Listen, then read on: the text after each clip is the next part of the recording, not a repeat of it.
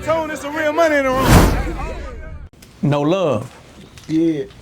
So, you know, I don't know if you've ever watched a RealToonTV interview before, but usually we like to actually get to know a person. Right. I feel like with you, there was a lot that had transpired in the news surrounding you and your family, and so we had to talk about it. Right, right. It's damn near still some news we need to talk about. Right, right. But at the same time, I want to afford the people the opportunity to know you. So let's take it back to Memphis, shall we? Okay. So that's where you're originally from, right? You're from Memphis? I'm born and raised in Memphis, yeah. Memphis, Tennessee? Yeah. Okay, how was it growing up in Memphis? To be honest, for me, after we moved out the projects and we started moving in certain houses, I was doing the regular shit that the kid do in the neighborhood, run to the corner stores and, fight the neighbors. And I started growing, bro, and, I used to love sports.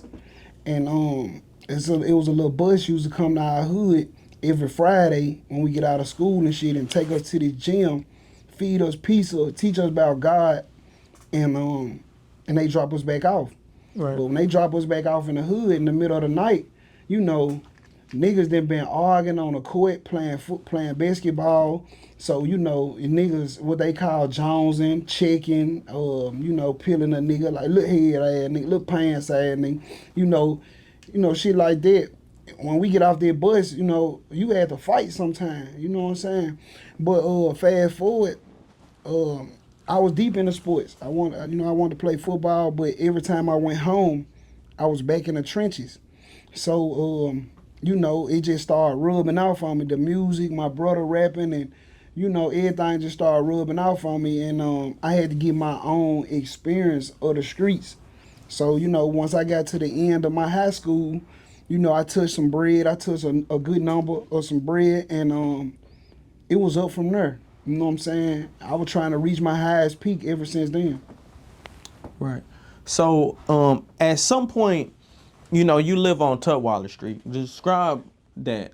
Mine, 1-2-3-4 Tutwiler. The house, I posted on my Facebook and my Instagram and kind of, gave people direction, showing them this where my brother caught his first charges at. And it was a lot that I seen in that house, that stuck with me. You know what I'm saying? Things like what? For the rest of my life. Like, it's like how our structure was, bro. Like, okay, in that house, growing up, if you ain't never been to no funeral or no wedding, once you finally go, it's an experience. And, I lost my cousin, and that was the first dead body I seen, but besides the first one I seen in the streets, but in the casket, my cousin, and I was living in this house on Tutwiler.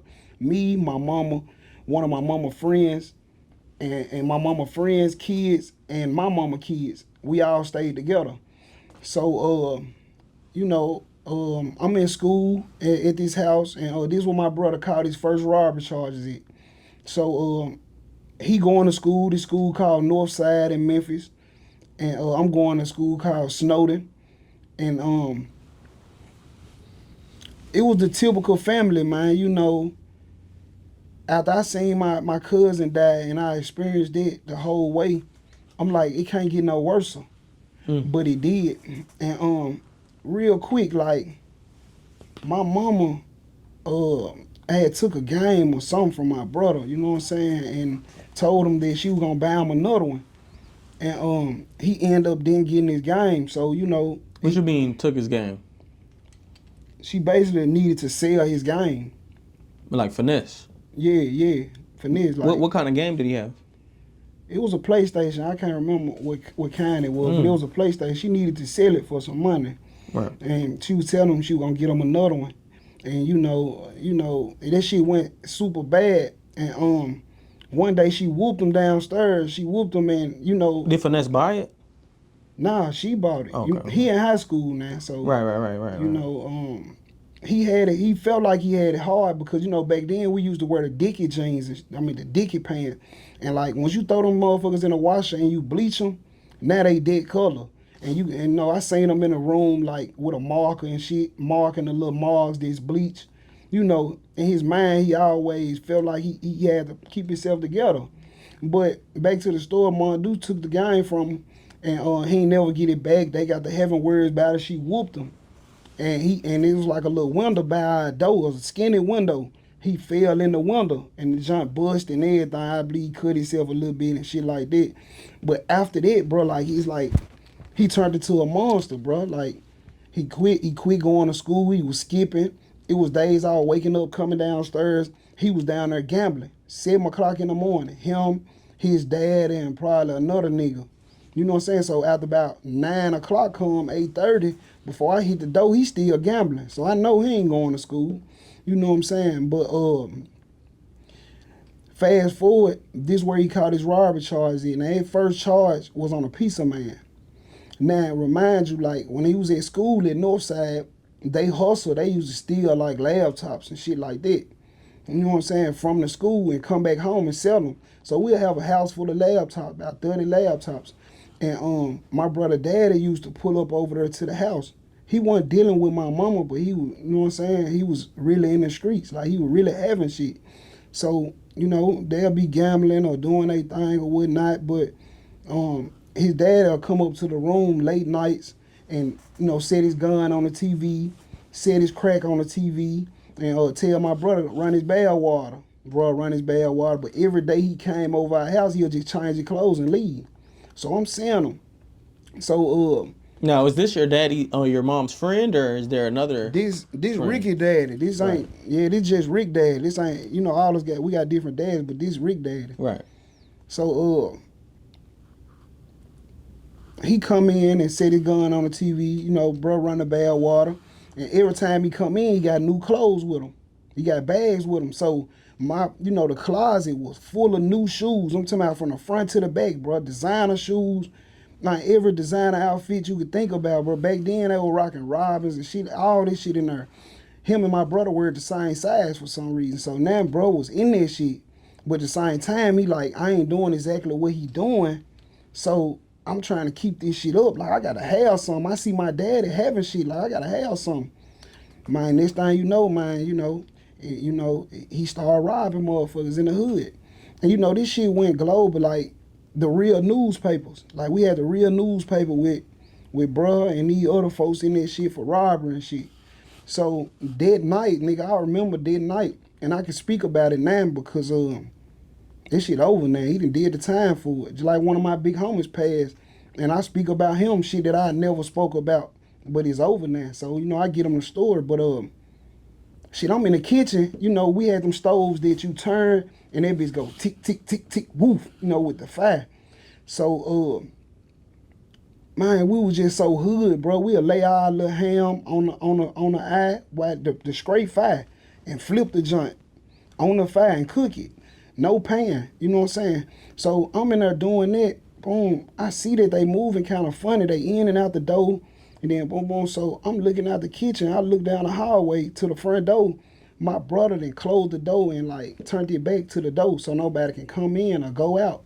So like I already knew what was going on. And like before this, when I used to live around Big Boogie and them, bro was treacherous around that time. You know what I'm saying? Hopefully one day, bro, I can take you to the hood and I can show you how this shit looked like.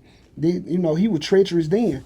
But in this situation, this shit was coming out. So once the police came, I'm in the room. That night, they came at like 8 p.m., bro. I never forget it, bro. The cartoon playing on the TV. I'm on the floor. My brother in the bed. So I hear footsteps coming up. I hear footsteps, coming up the steps. My mama didn't already let them in. Now my mama was at work. My bad.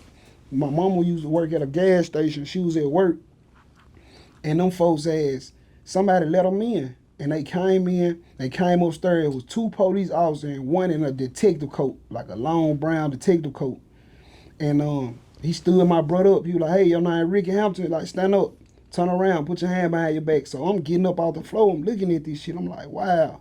You know what I'm saying? Like, he taking it, bro. Like, he wasn't the type of, and it was his first charge. So he wasn't the type to be like, oh, what y'all doing? Or nothing. Like, he took this shit like a G. Like, put his hand behind his back, just dropped his head. come on, you know what I'm saying? And you know, he ended up making bond.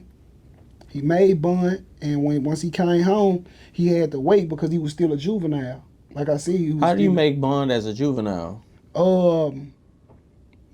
I didn't know juveniles had bond. Oh, I guess juveniles do have bond actually. Yeah, they do have bond. Yeah, you can bond out. Yeah. They bond you out, and then you fighting the case. So they wanted to wait until he got all the way 18, so they can go on, you know, sentence him as an adult and give him his time. So they gave him 3.5 years. He went and did 3.5 years and came home. Hey, RealToon, there's some real money in the room.